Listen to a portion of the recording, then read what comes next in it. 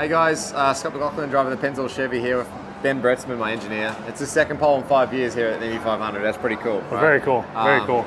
So this one, you had to work for this one. Yeah, it was hot. This is 90 degrees, 130 degree track temp. Hot. So we're gonna watch a bit of the run, probably the run, because I haven't seen it yet. It's the first time. So head down here. Cool track now. Bit of shade into turn one. This is the first genuine read I have of the balance of the car, and it felt absolutely stellar.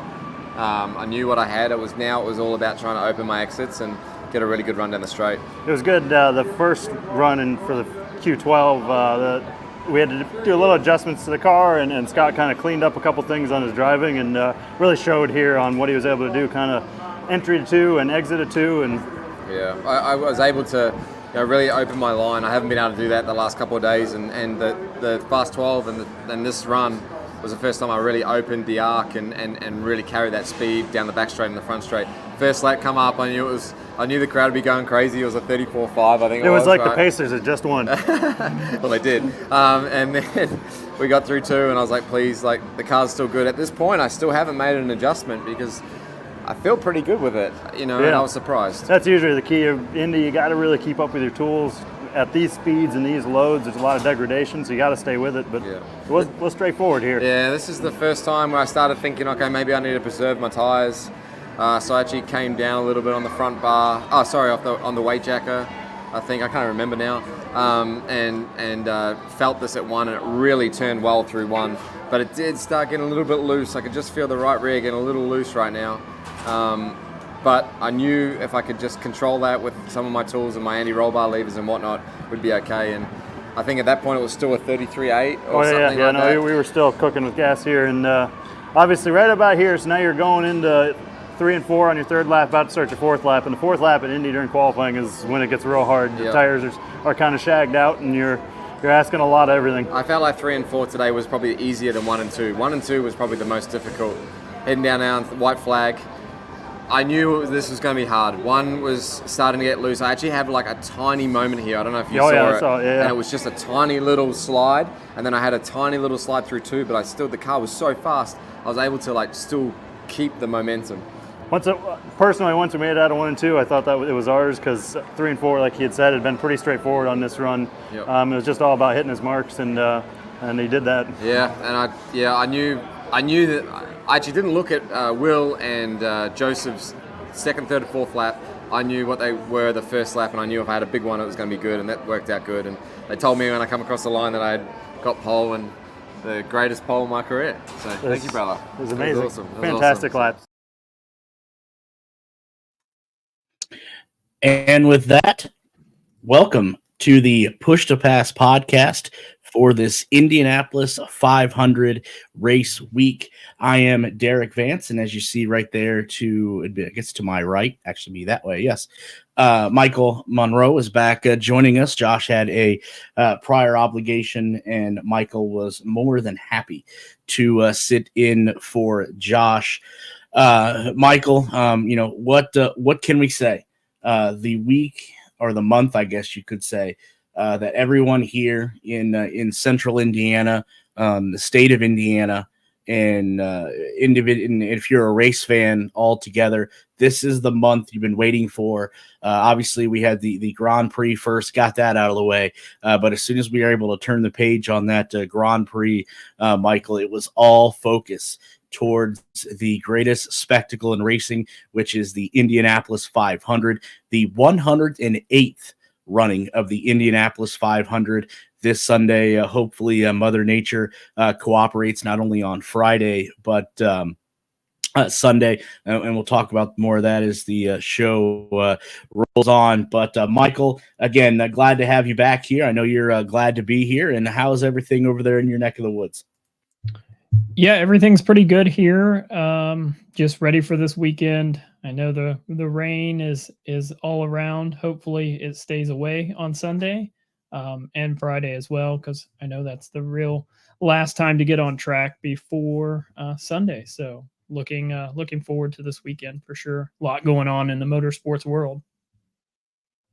Yeah, absolutely, and we can unpack a little bit more of that there again as the show unfolds.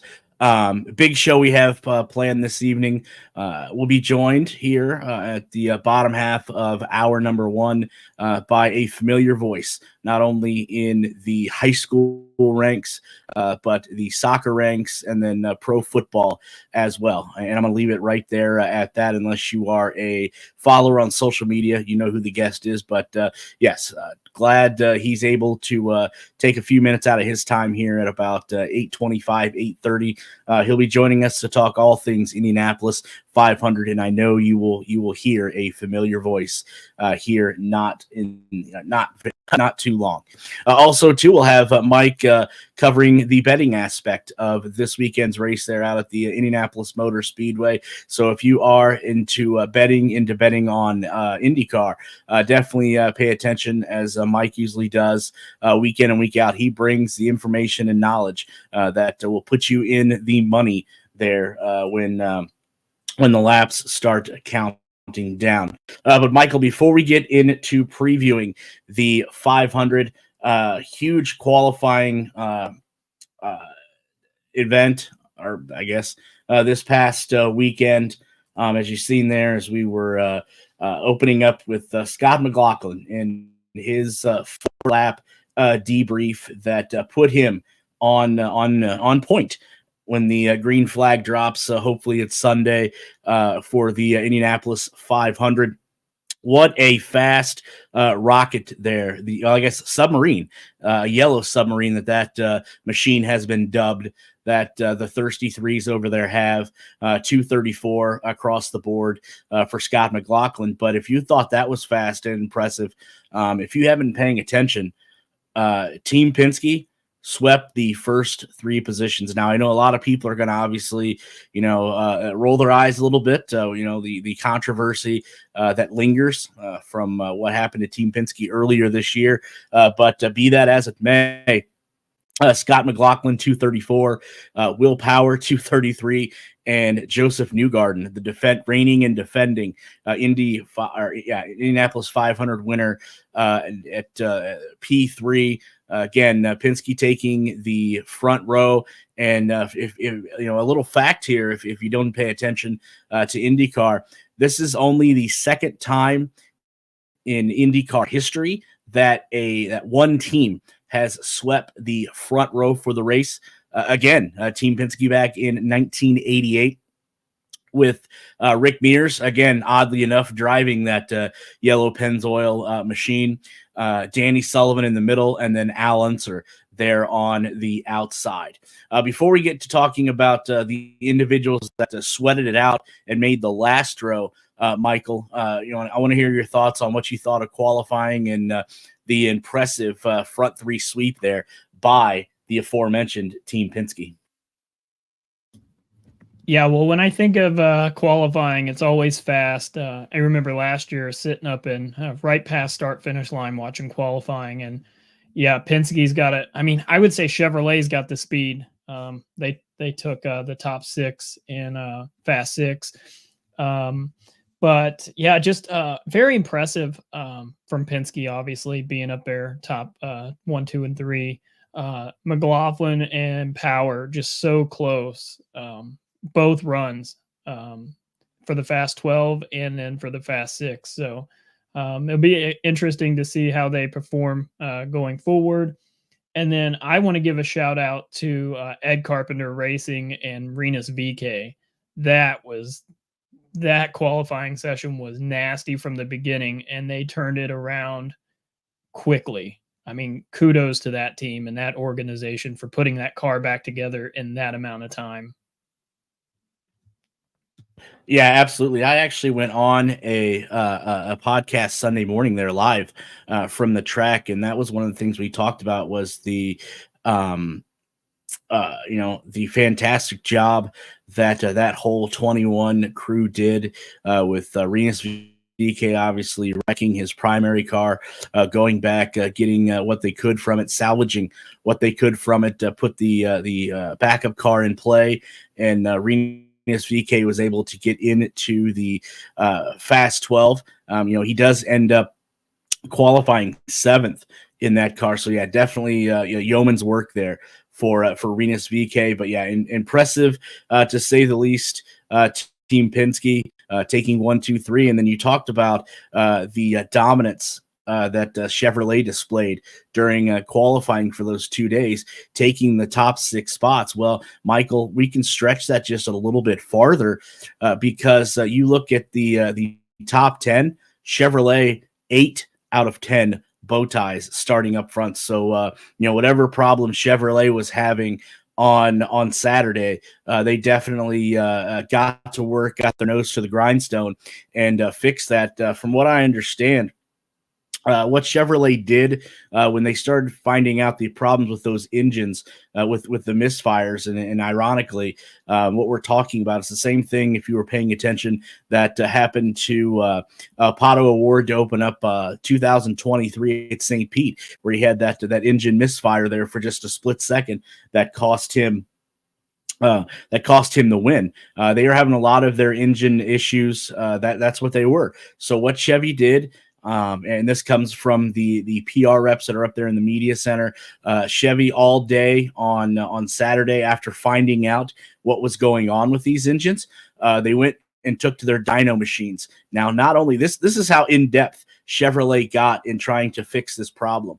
Not only did they use the dyno machines here in the United States, they used their dyno machines they had across the rest of the world to try to figure out what this problem was. And obviously, Michael, like I said, Chevy figured something out because 8 of the 10 starting spots there are all Chevrolets. And from my understanding, that first practice session there on Sunday, each Chevy team that was having an issue was advised by Chevrolet to use a different gear. Each team used a different gear to downshift. That's where they were having the problem at, to see if that rectified the situation.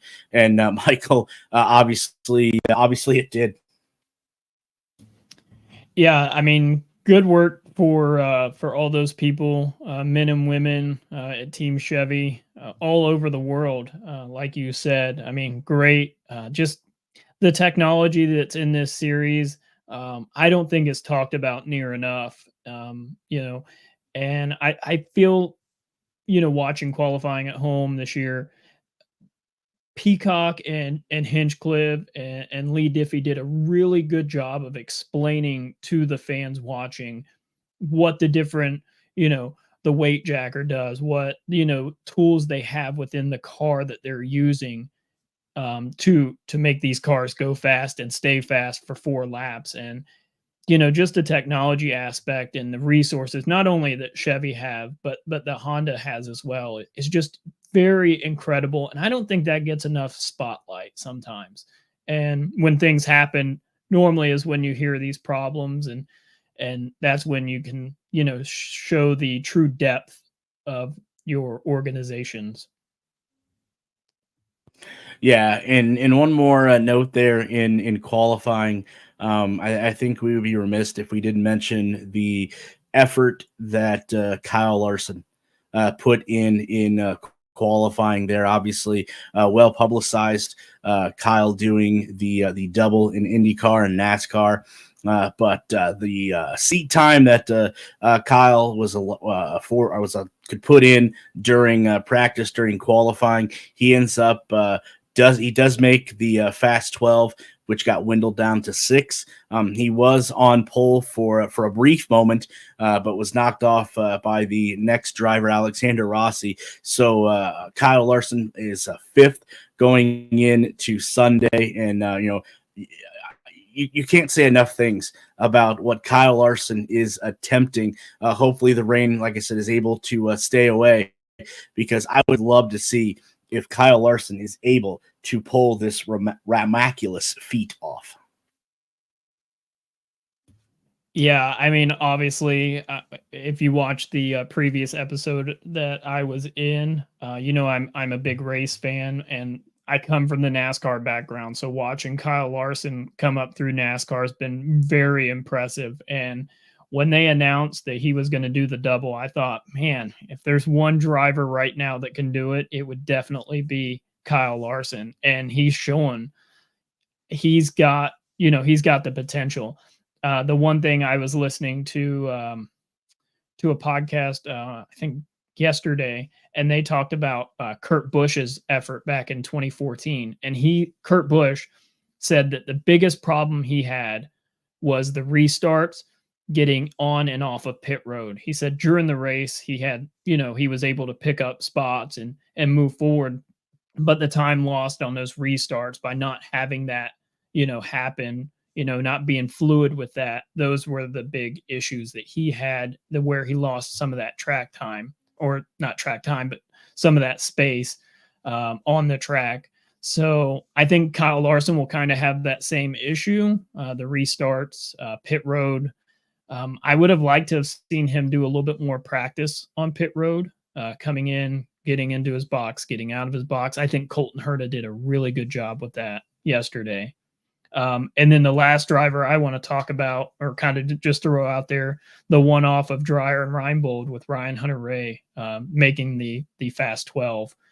He does start 12th, but I mean, this team, they put a lot of work into the 500, and they showing that for sure. Yeah, absolutely. Not only getting one car in the show, and as you said, getting in the Fast 12, but getting Connor Daly in as well. Just a one-off team, maybe looking to expand on the schedule. We'll have to wait and see how that works out. But yes, a lot of kudos to Dreyer Reinbold Racing along with Cusick Motorsports, the job that they did, not only getting one car in, but two.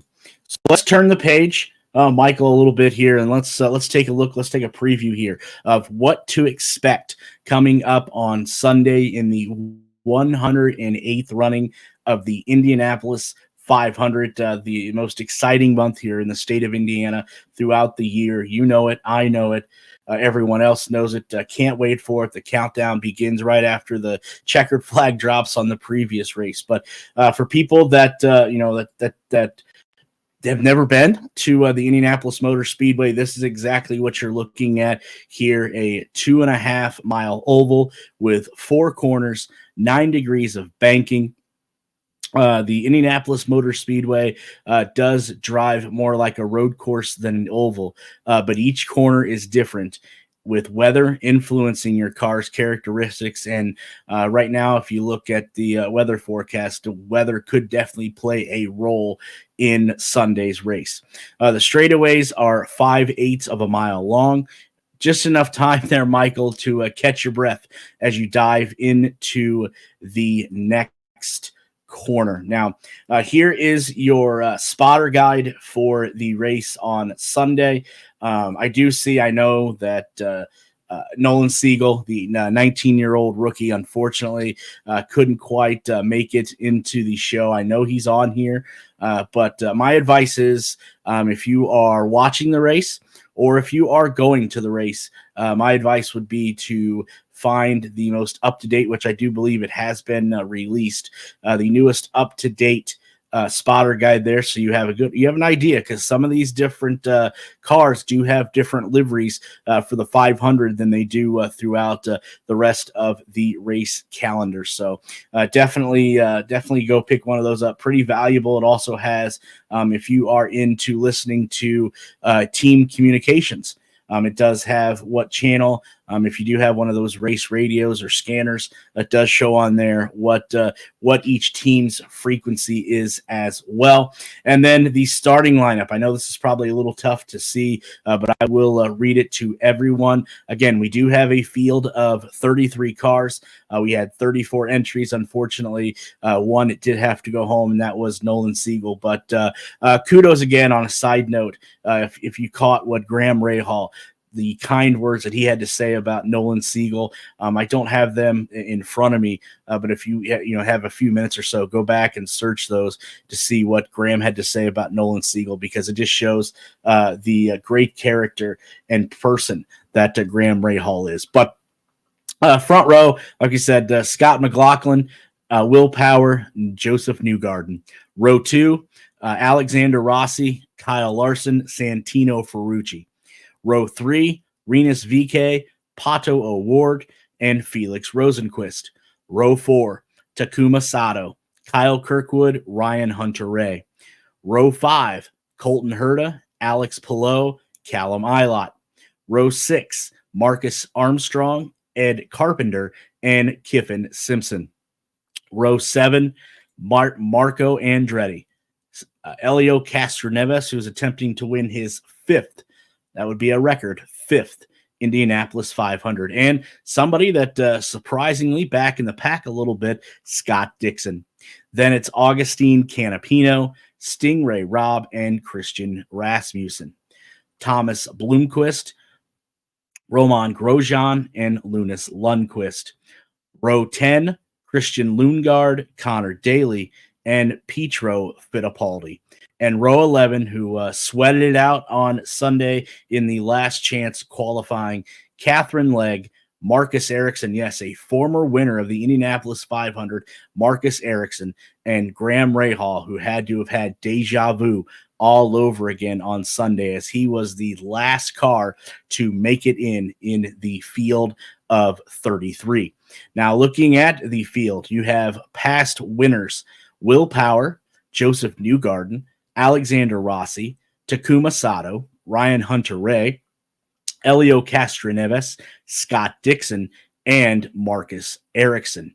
And then the field is also made up of first-timers and or rookies: Kyle Larson, Kiffin Simpson, Christian Rasmussen, Tom Bloomquist, and Lunas Lundquist. So any of the names there, Michael, that jump out at you in the field of 33 that you are surprised as to where they are starting at, or is it all how far in the back Scott Dixon is? Well, I mean, obviously Scott Dixon being that far back is a little shocking. They just didn't, I mean, Honda really didn't show a lot of speed as far as qualifying pace. I think they have a really good race pace. I look at row 5 with Colton Herta. He looked really good in practice. And then row 7 with Elio Castroneves and Scott Dixon both. They're going to come through the field. They always do. So I honestly think that the Hondas have a really good shot. Chevy may have been fast in qualifying, but I think Honda has a really good race pace.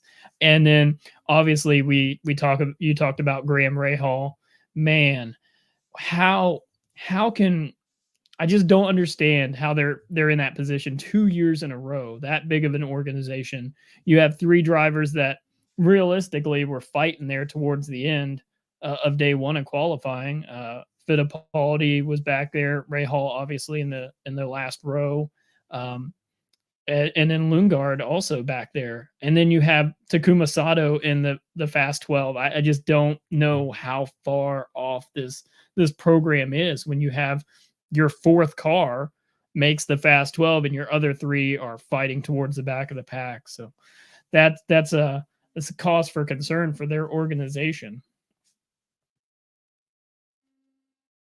Yeah, definitely a cause for concern. You know, you think about Takuma Sato, who made the Fast 12. You know, obviously, they both teammates share data there at Rahal, Letterman, Lanigan Racing. So it does peg the question. What was Takuma doing that Graham Rahal couldn't do?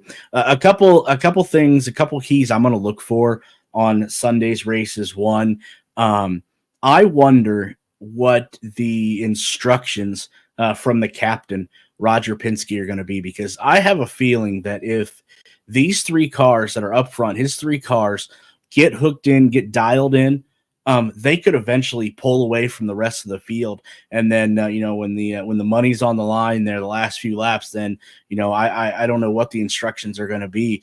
But if these 3 cars could get hooked in early, they could definitely run away with it, run away and hide from the rest of the pack. And the only strategy that I can figure out right now that could beat one of those Team Penske drivers, and Michael, I'd love to hear your thoughts on this, is you talked about how important it is to get out of the pits, and Kurt Busch talked about that. That could be the way one of those Penske cars gets past in positions 1, 2, or 3, is somebody having a great pit and being quick on pit road and being able to get out in front of one of those three Penske machines. Yeah, you're absolutely right. Pit road will be crucial, especially if they start, taking off and pulling away. But, mishaps on pit road are one, weather being a factor, wind change, things like that, not staying on top of your adjustments.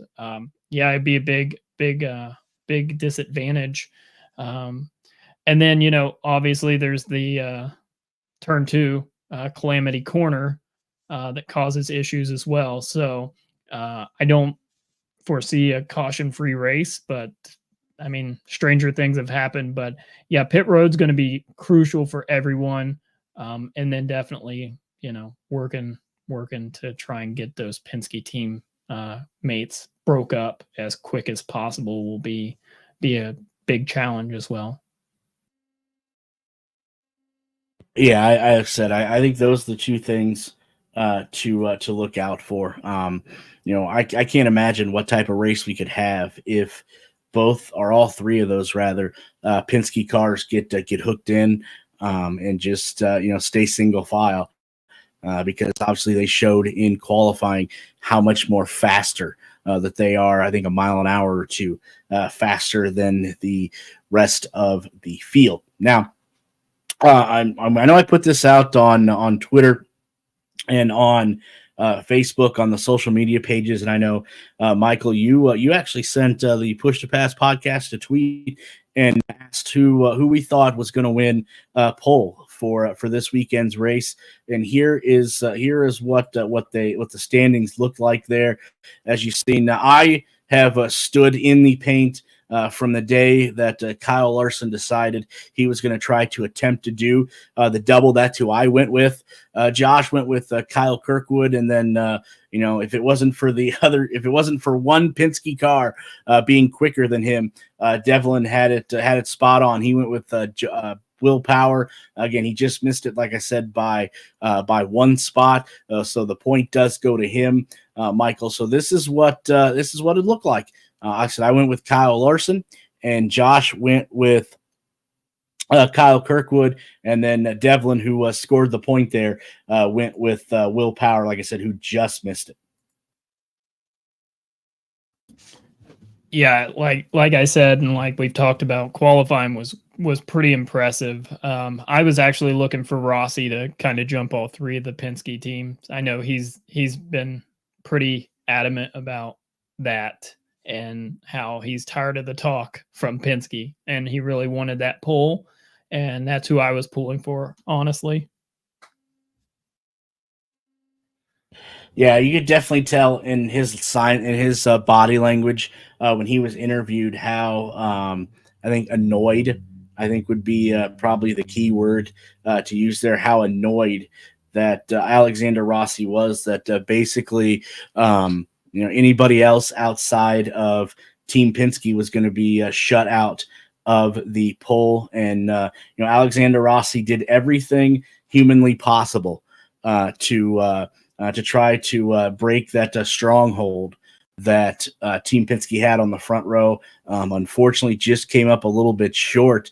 But you know what? As you said, I wouldn't count him out either.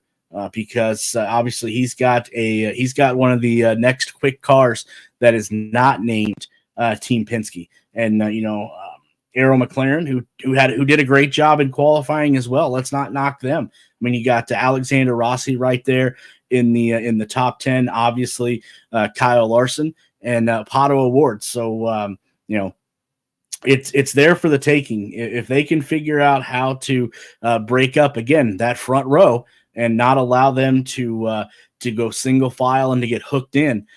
There's a good chance that Arrow could be sitting in victory lane on Sunday when this is all said and done. But I think it's all predicated on what the strategy is going to be for Team Penske. Are they going to just sit back again, let each car go single file, kind of like the old NASCAR days there when you had a partner behind you and keeping everyone at bay, or are they going to let all three of them duke it out? In my opinion, I think it would be best in Penske's interest to go single file. But again, they make the big bucks. I don't, but I would not count out anybody within Arrow McLaren. I did pick Pato Award to win the 500 last year, and he just came within 5 laps short of doing that. I know obviously one day he is going to put Arrow McLaren in that number 5 machine in victory lane at the Indianapolis 500. Is it this year?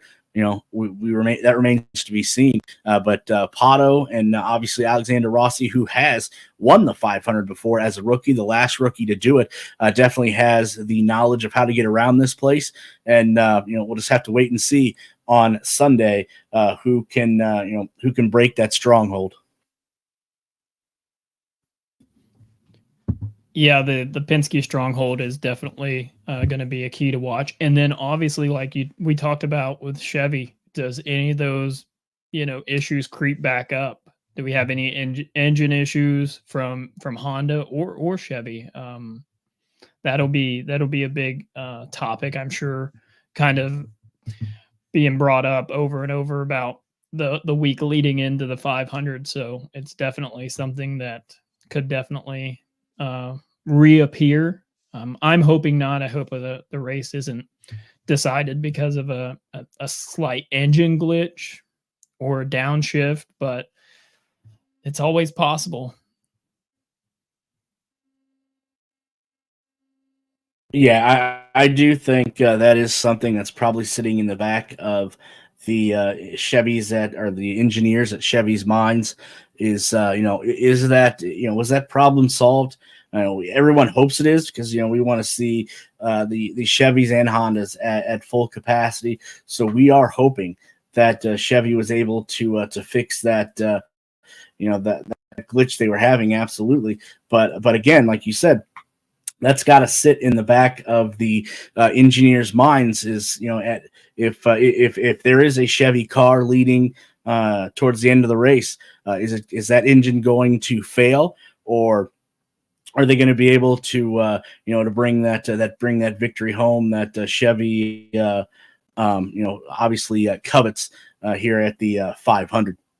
As we wait for our guest to join us, Michael, I'm going to hit it. I'm going to put up a shout out here to our sponsors of the show that make it possible for us here on the Push to Pass podcast to bring this to you on a weekly basis. First and foremost, a huge thank you to Always Ready 1776 for all your patriotic apparel, headwear, and more. Go check out Always Ready 1776 at alwaysready1776.com. And again, if you do find something that you want to purchase, remember to always use that promo code you see there up on your screen, Push to Pass for 10% off of your order. Always Ready 1776. And then also a huge thank you to Gettum Associates for all your home design and remodeling needs. Remember, it's Gettum Associates, and you can find them on the World Wide Web as well at Gettum.com. And if you do choose to go through one of their great services that they offer, remember to use that promo code there as well, Push to Pass, for $250 off any design service. So huge thank you both to Always Ready 1776 and Gettum Associates for being proud sponsors of the Push to Pass podcast. And now we are back again. We are still awaiting the arrival of our guest. I did send him a message, so hopefully it was received. I guess we'll just have to wait and see if it was, Michael. But I know we both talked a lot about the 500. I know you being born and raised around this area. Tell us, when you think of the month of May, specifically the Indianapolis 500, you being a huge race fan, what comes to your mind? What feelings do you get? Excitement. I get excited for any race, but I think the bigger excitement is driving through this area all throughout Indiana. It's the whole metro. Like I said, I live north of Indy, about 45 minutes from the racetrack, and even people in the town I live in, everyone's got checkered flags up, Indianapolis Motor Speedway flags, and it just, the whole area just really embraces the 500. And now it Indy itself is just so booming right now. They have the 500 going on. The Pacers are in the was it Eastern.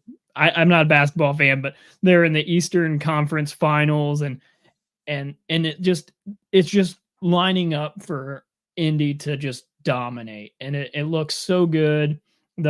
Everyone around town is either talking 500, Pacers, or both. So a lot of spotlight on Indianapolis this weekend for sure, and I'm just excited. I can't express, like, Sunday for me. It starts bright and early with Monaco, and then it's Indy 500, and they all just kind of, like, you can watch pre-race for the Indy 500 and post-race NASCAR, just all day racing. For me, it's one day my wife absolutely hates because she tolerates my racing excitement and passion, but Monaco to the Indicoke 600, she's like, I'm just gonna go do something by myself. So for me, it's just one of those days I just sit and do nothing. Yeah, it's obviously a day full of racing. They're obviously, right in front of or right before Memorial Day, and we all know how special Memorial Day is. But yes, a day full of racing, like you said, from Monaco to Indy to Charlotte for the Coca-Cola 600. Definitely, it is a racer's dream day, obviously, to say the least. But you think of the Indianapolis 500, you think of all of the traditions that go on there. To the opening of the gates with the big cannon going off, to the flyover, which I think is always amazing, especially in the media center. You want to talk about something that is loud. Obviously 33 cars going 230 mile an hour definitely have some sound to them, but when those jets fly over there, it definitely puts you on edge there a little bit. And then you have the balloons being let off, the parade of bands. Michael, what is your favorite tradition when it comes to the Indianapolis 500? So you mentioned quite a bit, the cannon going off, the fighter jets coming over. I remember last year sitting in turn 2, and I'm like, where are they? We're getting close to the end, and then all of a sudden you see them, and then that sound, once they pass, just echoes through that speedway, and it's just a sound that I can't explain. It's one of those sounds you have to hear in person when you have 5 fighter jets flying over a 2.5-mile racetrack faster than the cars are going around the racetrack. And it's just, that is probably it. The one thing that always gets me is when they play taps. Taps gets me, and it's just goosebumps, cold chills, and just remembering all the people that have sacrificed and let us live in this free country is one of those, like, sombering moments before the race where you just really can take that deep breath and fully kind of understand the significance of the people that fought for us, that defend us to this day, and it's kind of that thank you moment for me. Yeah, can't I can't disagree with that. Obviously, everything that you said about when taps is played, you're absolutely spot on. And I just think about all of the men and women that have fought and died for this great country of ours, and the the sacrifice that they have made just to keep us free on a night in and night out basis. Obviously, that does rank right up there. But there is one tradition that I have latched on to just because of the individual that sang it for so long, but unfortunately, passed away a few years ago. Definitely miss hearing him sing this. I did get to see it done in person, but my favorite has to be when they sing "Back Home Again in Indiana." And the one individual, like I said, that I wish would still do it because he knocked it out of the park. Was good, best known for Gomer Pyle. Gee whiz, Garly, gee whiz. But Jim Neighbors, definitely love me some Jim Neighbors, and I'm gonna play this here real quick. Hopefully, this does go out. We'll see.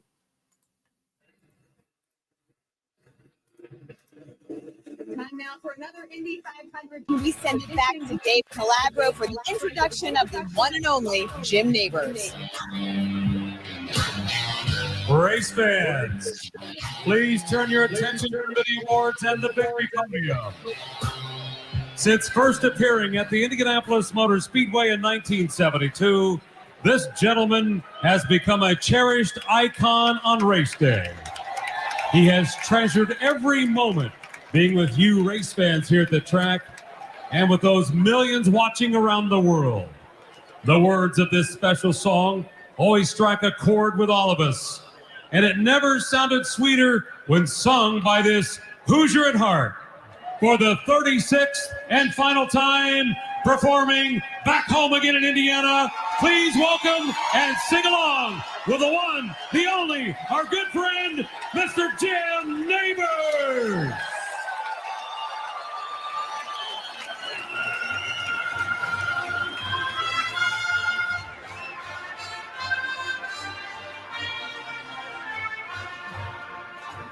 Back home again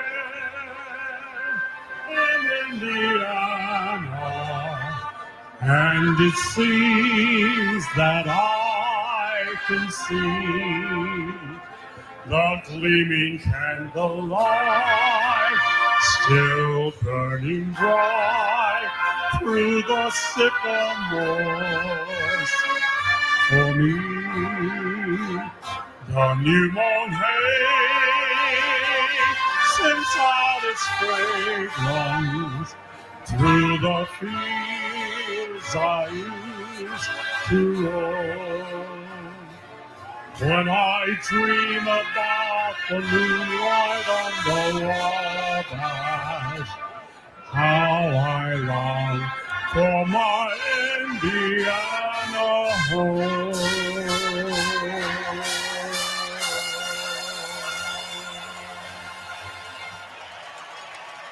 Let's give it up.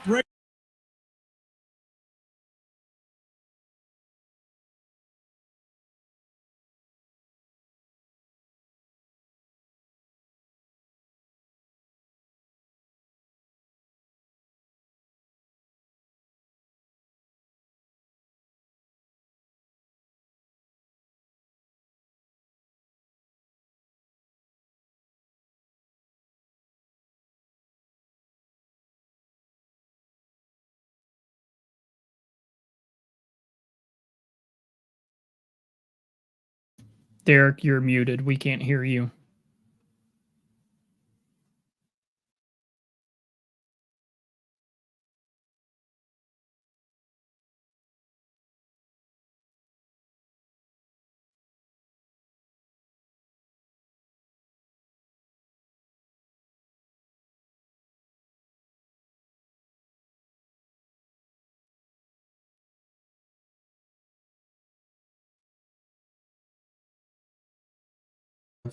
Here, let's try that again. Maybe that worked. We're just seeing if Michael's paying attention there. But yes, I did hear from our guest. He may be joining us here shortly. But like I was saying, I guess I was just talking to myself. Obviously, I love the military, love the flyover.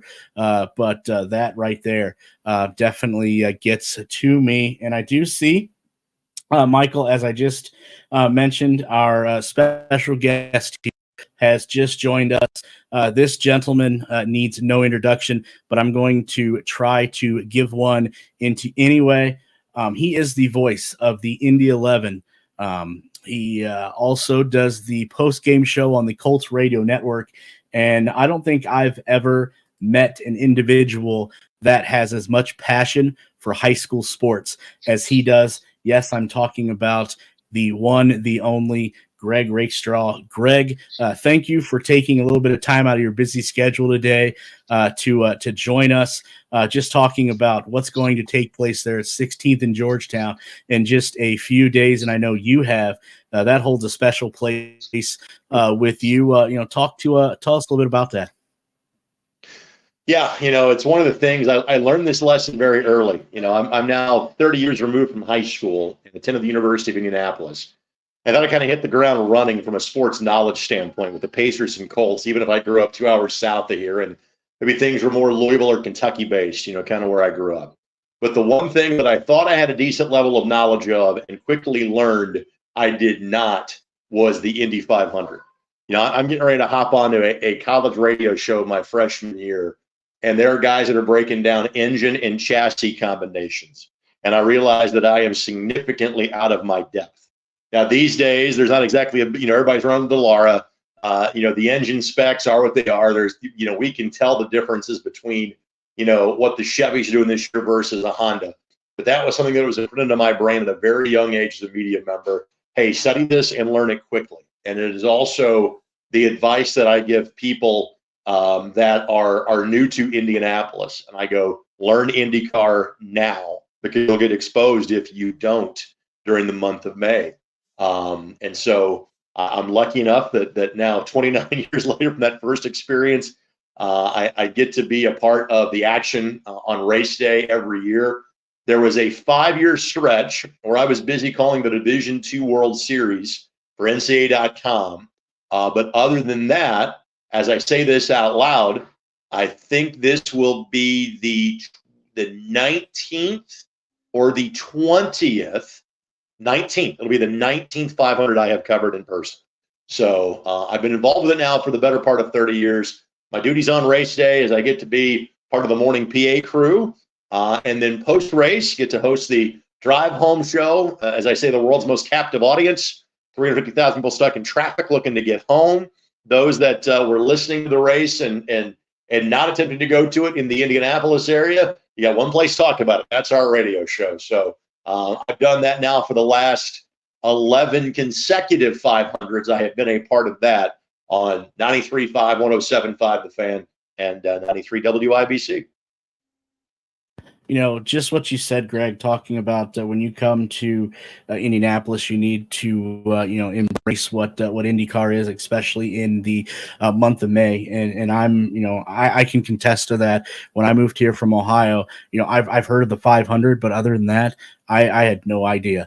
And the transition that I have made from not knowing a thing about IndyCar to obviously doing a weekly podcast is just amazes me. And I was talking to a car owner just about that how far he has come from just in a short period of time, and how far I've came from learning about nothing, not knowing anything about IndyCar to doing what I do here on a weekly basis. But let's get to the race. Obviously, a few days away. You're going to have a busy day, obviously, out there at the track, and then that audience that's going to be in traffic till Monday. Hopefully not, but in traffic until Monday, getting out of the Coke lot.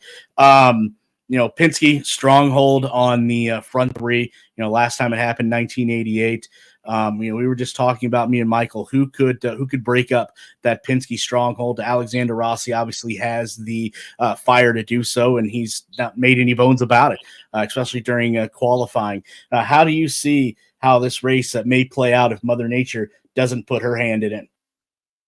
Well, first of all, on the Mother Nature question, obviously we have had rain delays, and 20 years ago we had a tornado on the ground in Marion County at the end of the race, and let's hope it doesn't get to that point. However, it has been 27 years since we had to come back for a second day, or in that case, a third day. That was the event that got finished on a Tuesday. We ran bits and pieces of it Sunday and Monday, but then ran the rest of it on Tuesday. And so the rent is due on that at some point in time. I hope it's 2025 or later. I want to make sure we get this done on Sunday. And 04, maybe actually 07, the first Dario win, I think was the last time we ran shorter than 200 laps. I think Dario's win was like in the 167, 168 range, the first of the three. So hopefully that doesn't play out either. In terms of the race storylines, you hit the obvious one, Team Penske. You know, there's been both the good and the bad for Team Penske, obviously, in the month of May, and the bad is all of their own doing. But to have the first team to sweep the front row in 36 years certainly is attention grabbing. You know, now will we see the absence of two race engineers on the 2 and 12 cars, notably Tim Cindric not being there on race day? You know, what sort of impact will that have? It is obviously a motivated group for what has happened with the push to pass controversy. But also, and I have noted this every time that Will Power has spoken during the month of May, where he has said, this has clearly been a priority to fix the speed at Penske they have not had the last 4 years, that they have worked on this from day one of the offseason get to that point. So I'm not sure they're a group that can be derailed, to be honest with you. You mentioned it. If it's going to be somebody, it's Alex Rossi on the inside of row number 2. Obviously knows what it takes to win around this place. And you don't think about fuel conservation when you're starting inside row 2, but he has also proven he can do it, having gone 37 laps on a tank of gas 8 years ago to win the Centennial Edition.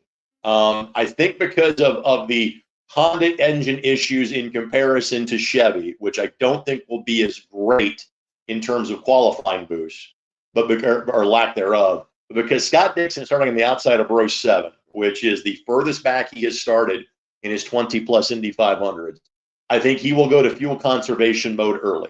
And I'm not sure there is anybody that does it better than Scott Dixon and that team.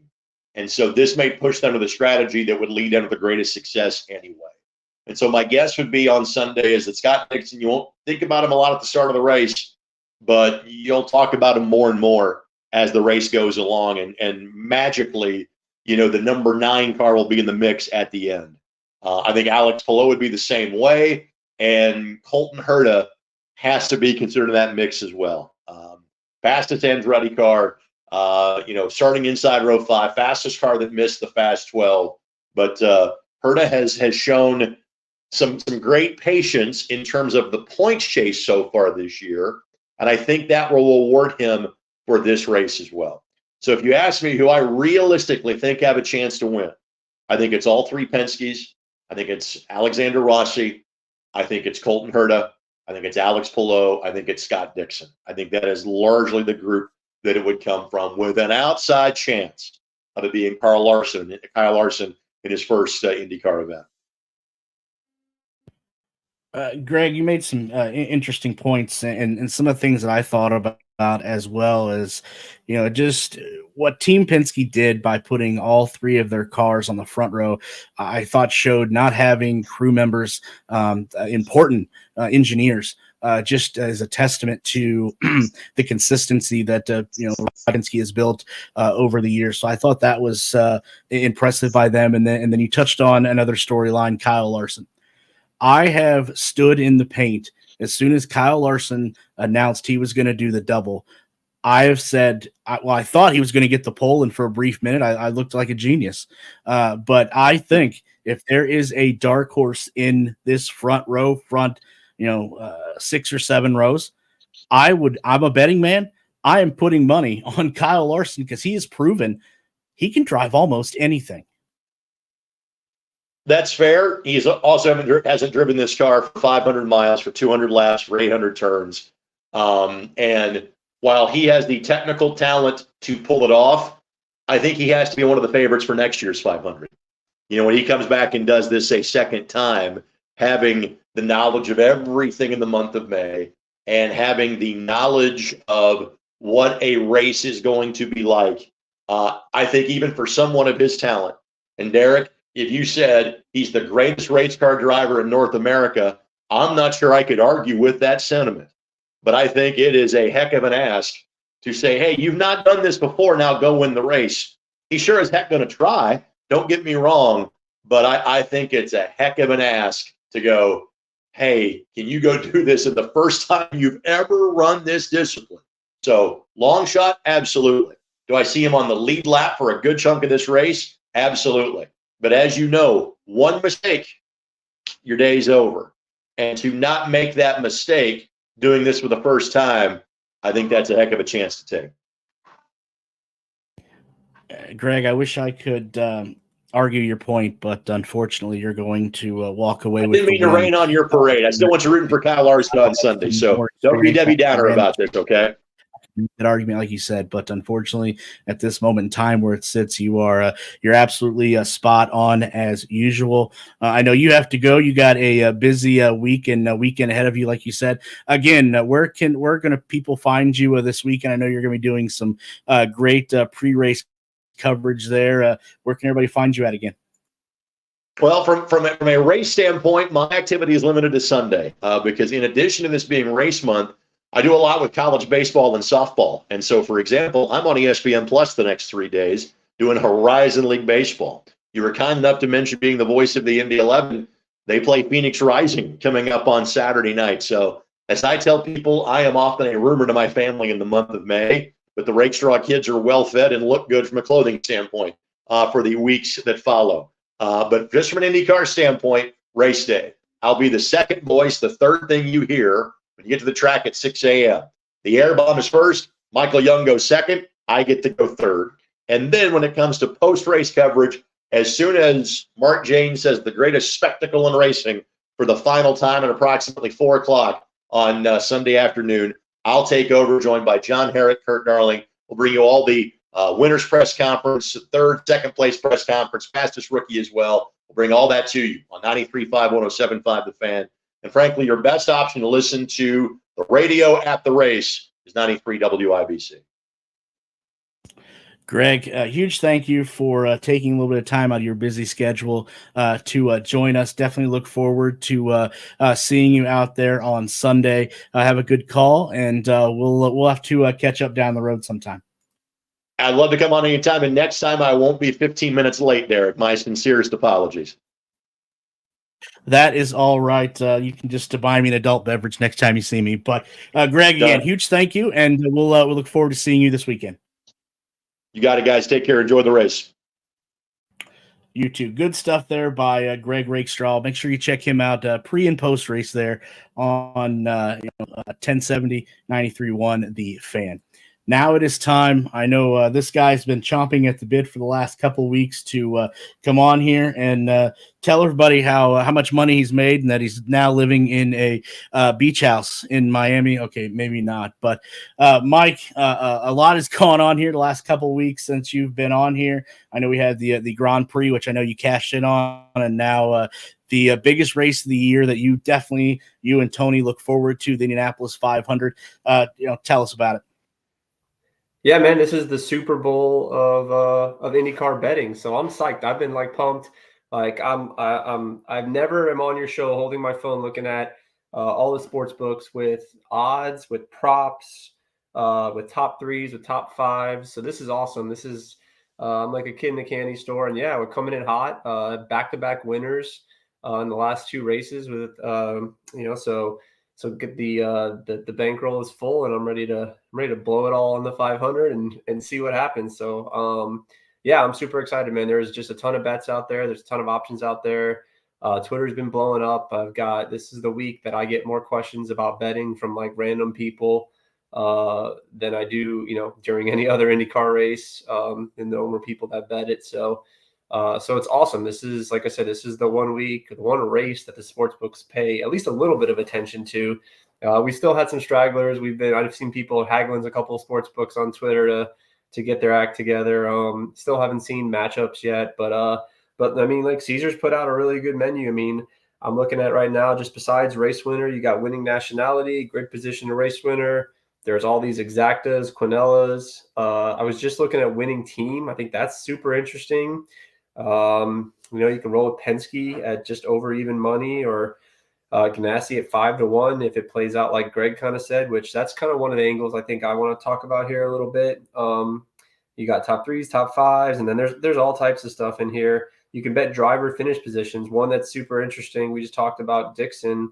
You can bet under 9.5 to finish for him at it's at minus 130 right now. Might go up, so that's the favorite. But I mean Dixon not to finish in the top 10. I mean, that sounds pretty good and interesting. And Rahaal's on here too, finished below 22. I got to go look at the drivers that are 23rd through 33 and think about where Rahal is, and if his, he's usually, his car obviously sucks at qualifying, we know, but he's usually can handle himself in the race, and he's got experience. So yeah, man, so this is great. Like, I'm excited, man. Bets everywhere. All right, so let's take away the obvious here. Obviously, a lot of money's going to be put on the front row there, the three Penske machines that were a mile to 2 mile an hour quicker than everyone else. Who else outside again of those three machines that do you see people in Vegas and around the world, for that matter, putting money on? So yeah, so Kyle Larson is like the most interesting bet, and I think I said this to you. We went back and forth on one of your podcasts a couple of weeks ago. The number is just too low. Kyle Larson is actually in some books he's a co-favorite with McLaughlin and Newgarden. If not a co-favorite, he's the third favorite. So you're looking at like 6-1, 7-1, and I'm with Greg and what he just said. Like, the guy's a rookie. It's 500 miles. I'm just nervous. Like, pits, I think something could, just the chances of something going wrong. I don't believe, maybe a rookie's won the race one time. I think we talk about this every year. It's either one time or no times a rookie's ever won, and you're talking like in the way back when. But man, I just can't, with all the big guns up there in the front. I just don't see Larson. Maybe he makes some noise in the beginning of the race, but I think over 500 miles, the rookie part, plus the fact that it's just such a low number. Like, all right, you're going to tell me he's 20-1, 25-1. Fine. I'm good with that. I would be all in for that, but he's all over the place on the betting board as far as pairing him up for some of these trifectas and Quinellas and exactas. And I'm just not going to, he's a total fade for me. I will not have Kyle Larson in any bet unless it's like finishing over 10th place or something, or I see something like that. I'll go the other way. So he's a full fade for me. Like I said, and you were here when we were talking with Greg. I can't argue that point. It's you guys are hammering home the fact that this is something that Kyle Larson's never done before. And I can't argue that because the facts are what they are. But, my counter, if that's what you want to call it, to that would be Kyle Larson can drive anything. Now, he has not been put in the position to drive 500 miles. I get that. But if there's one guy that could pull this off and do this feat, I think it's Kyle Larson. And to go back on what you said, the last rookie we talked about this was actually Alexander Rossi back at the 100th running of the Indianapolis 500. So, if Alexander Rossi didn't have much track time here at the Speedway as well, and he did it. But again, I know it's two different things. But Kyle Larson proved to me during during all the practices and qualifying that he can run up front. If he gets a little bit of luck and with 2 or 3 laps to go, he's second or third, I like my chances. Well, he's even money to top 5 it.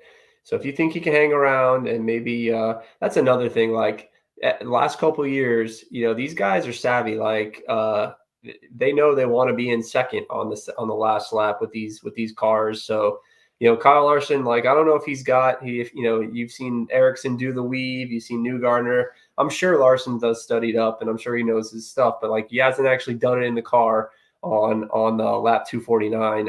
I just feel like I could see him, if for some reason he is there, I could see him, getting kind of outwitted by our veteran on the last lap. In terms of the Penske's, you mentioned them. So I think something is going to go wrong with one of the Penske cars. The problem is I don't know which one. I feel like, I don't think they're going to sweep the podium. I feel like somebody's going to have a problem, whether it be a crash, pit stop, penalty, speeding in the pits. We've seen Dixon get bit by that before. Like, I don't know, just something's going to go, something always happens funky in the 500. I'm already invested in willpower. I put out on Twitter well before qualifying, like I think when May started, I grabbed Power at 18-1. I also got him at 14-1. So I have some really good numbers on Power. So I'm invested in willpower. So he's definitely going to be part of the card. I'll probably take him top 3 as well. I got to figure out what to do with Newgarden and McLaughlin and decide which one I want to bet on, how I want to bet it. I could, you want to build a betting card where it can all, you can sweep the board, right? So you have to be careful about how many guys you pick top 3, top 5. I want to do my best to where everything can win. You can't, obviously, if you pick a bunch, obviously there only one guy wins the race. So, but those are bigger numbers. So it's a little bit different there as far as what kind of profit you make. So, I like to dabble in these props. This is the only race we get props. So I'll end up picking a couple of team bets to win. You've heard me say this before. My absolute favorite bet every year is the under starting grid position to win the race. Now, the sport books are getting smart. I used to get this bet at even money. It would be under 8.5. So the winner to come from either the starting spots of 1 through 8. I hit that bet 4 years in a row. Joseph blew it for me last year. But those bets are out there now, and that I'm seeing it's like minus 200. So you have to lay a lot to get paid a lot there. So I've also seen startings position under 5.5. And that's getting paid out about 2 to 1 or even money. So that might be something like if you think it's going to be one of the Penske's and maybe Rossi, right? So then you can, I'm not sure who's starting 5th off the top of my head, but one of the top 5 cars, I probably like that bet. Historically, the winner comes from the front. And if you're not sure which Penske car it's going to be, but you think it's going to be a Penske, that could be a better way to bet it at a higher number than just betting the team bet. So I'll compare what's better, to bet Team Penske to win at plus 135 or to take under 5.5 at plus 135. But that also gives me the 4th and 5th, the Rossi and the 5th place starting spot car. So you have to be careful, like shop around. I've seen a lot of different numbers, a lot of different books. Hard Rock released top 3s and top 5 today. Like I grabbed Willpower at 2 to 1 to finish top 3. And I'm looking at Caesars right now, and he's not that. He is plus 160. So I got 40 extra points betting at Hard Rock versus Caesars. So if you're in a state where you've got multiple books, obviously look around, shop around. But man, there's so many things you can bet here. I think it's a ton of fun to put some of these bets in. Caesar's got a lot of bets. If you want to go in the Larson section, you can bet both Newgarden and Larson to finish in the top 5 is 3 to 1. So, a lot of good options out there. You can scroll around for a while. You can find a lot of stuff. Any bets that I make, obviously I post on Twitter, and we'll hopefully try to make some money on this race. But right now, power winning is really what I want to happen because I got some big numbers on power. Mike, last question I have, and I'll see if Michael has anything for you. I thought Greg brought up an interesting point talking about Scott Dixon. If he makes this into a fuel saving race, would you entertain the idea of putting money on the wily Scott Dixon? Yes. So I think there's like 2 ways this race goes. Either one of the Penske cars just dominates this thing, or it's down to 2 Penskes at the end and Penske wins it and Chevy's dominant. If it goes the other way and a Honda car wins, to me it's going to be because they have better fuel mileage, right? We know they're not as fast, but what we don't know and what's happened in years past is Honda gets way better fuel mileage. So when I think of who's the king of saving tires and saving fuel, well, like big flashing lights at Mr. Dixon. So I think I am going to probably be betting Dixon to either top 3 or top 5 with the thought in mind that it may play out. I think Greg is spot on. I think Dixon's going to go right into fuel save mode, right into tire save mode. He's just going to go around and then he's just going to start to slowly creep up because he'll overtake people on these longer stints. So I do have a feeling like Honda's been beat up pretty good here over the last couple weeks. And I have a feeling that they're working on some stuff, and I think that they definitely will have better fuel mileage. Now, will it lead to grid positions? I don't know. We'll see. But yeah, that makes me interested in Herta and Dixon kind of. But Dixon's really the guy that's always got my eye on, and then a little bit to an extent Pelot as well. So yeah, I might the race. I could definitely see that playing out. And if you think that's how it plays out, then, that's how you want to bet. So like, it's just like betting football, you try to figure out what's going to go on in the race or the game. And then you go ahead and bet accordingly. And if you're right, you cash. So we'll see.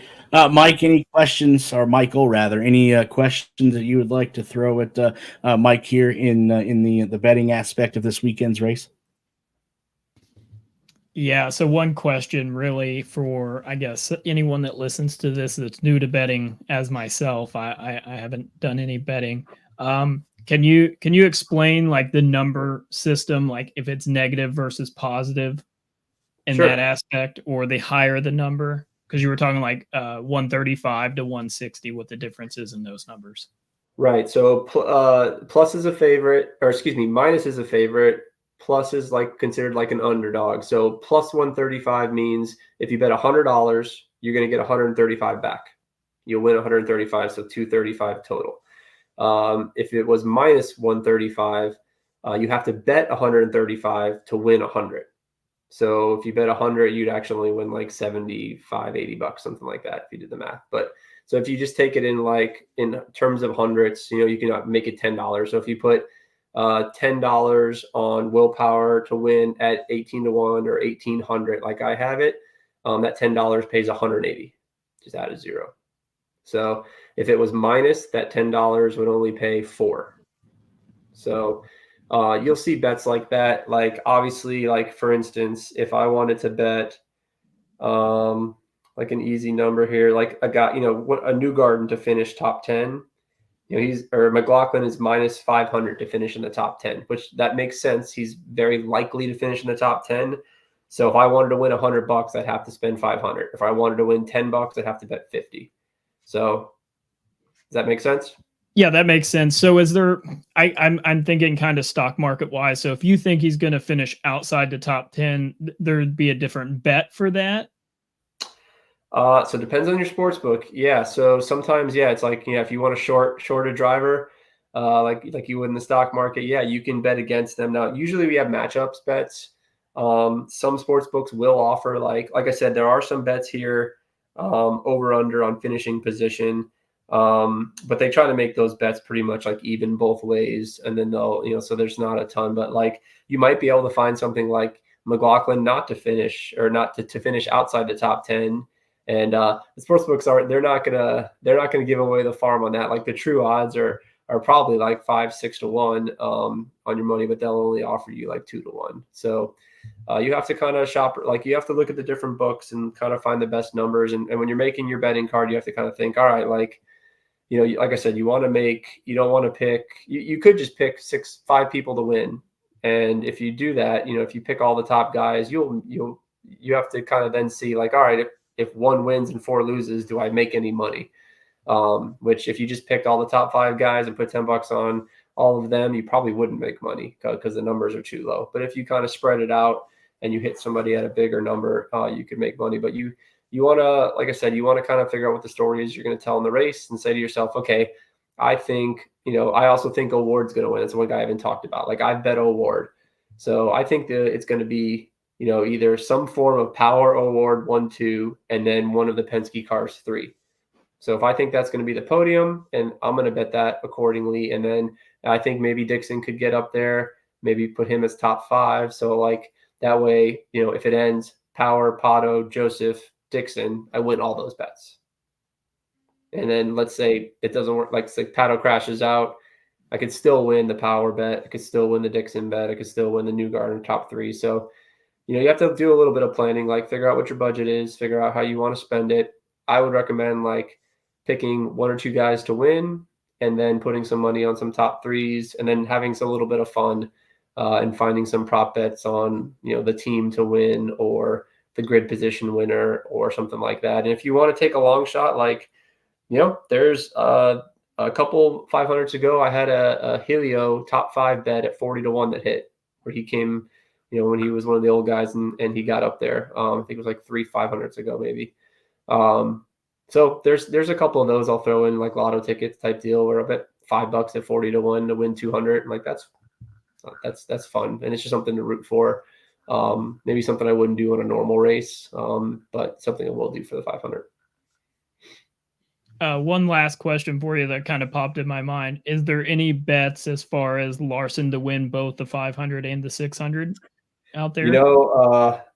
So Caesars has Kyle Larson to record a top 5 finish in the 500 and the Coke 600 at 3-1. Now, just on the face, to me, that seems like that's like far-fetched. Like, I think that should be like 20-1. But I'm anti-Larson, so maybe I'm not the best person to ask. So that is in there. I did see that. That's the only one I've seen. That's the only one I see right here for that. So you might be able to go actually and parlay it so you can pair bets together. I saw some guys betting Verstappen to win the F1 race and McLaughlin to win the Indy 500, and that was like 10-1. So you can pair things up if you want. I saw one guy bet Joseph Newgarden to win our top 3 and Verstappen to top 3, and it was even money. I feel pretty good about that bet. I mean, so, but it's great. It's the most options that we get for IndyCar all year. Usually in IndyCar, we're only talking about win bets and maybe top 3s. And maybe a couple matchups. So I would always recommend matchups if we get those. So if we see sportsbooks as it gets closer should offer like Newgarden versus Power, Larson.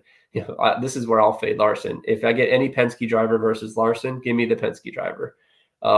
If that kind of stuff. So they'll do Rossi versus Pato or stuff like that, Dixon versus Palou, and then you can bet those, and that's a 50-50 bet and a little bit better chances to win there.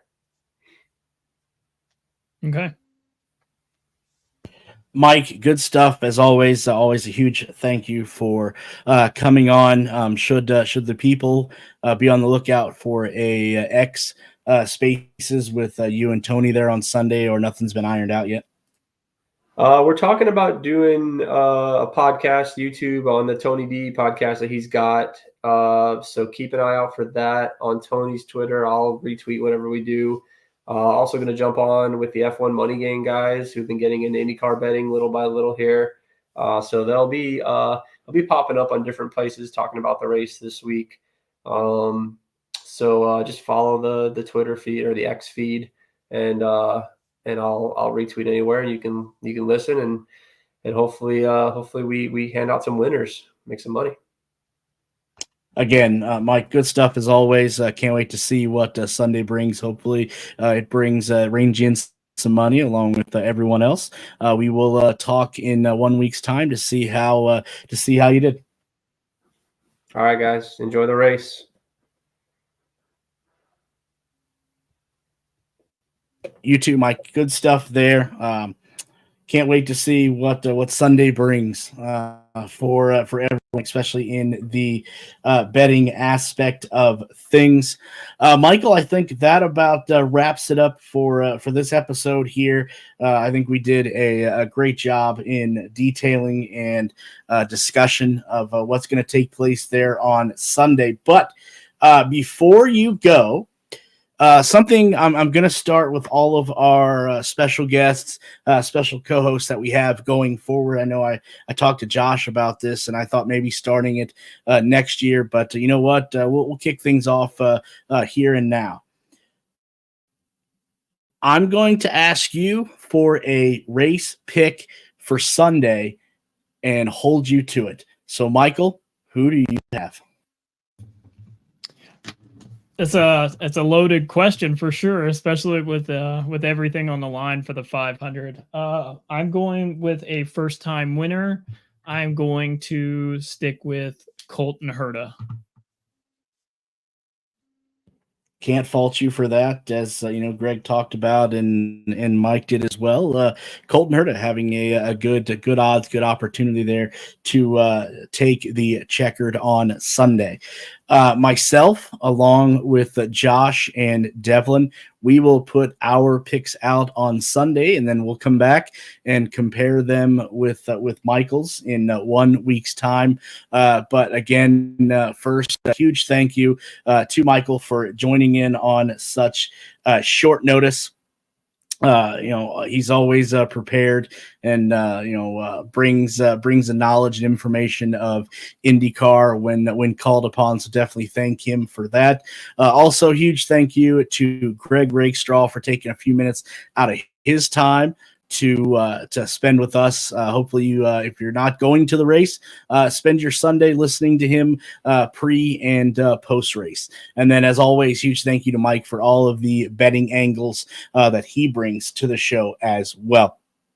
Before we go and before we drop the checkered flag on this episode, very chilling and gives you goosebumps. I think little video that Andretti Global put on X today, and that is how we are going to close the show. So for myself and Michael and Josh and everyone else here that makes up the Push to Pass podcast, we'll be out at the track on Friday and on Sunday. So if you do see us, come up to us, say hi, continue listening, and most importantly, enjoy the 108th running of the Indianapolis 500, and then also enjoy Memorial Day as well and what it all represents. And we will be back in 1 week's time to break down and discuss everything that took place at the 108th running of the Indianapolis 500. And then we will be looking forward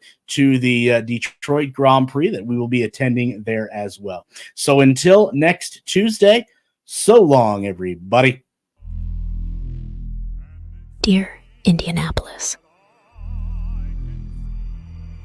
while it's still quiet, before it gets loud, we just wanted to say thank you for all we've been through together, for giving us a home, for introducing us to some of our best friends, for giving us something to chase. They say you're the track that chooses its winner. I guess we'll see.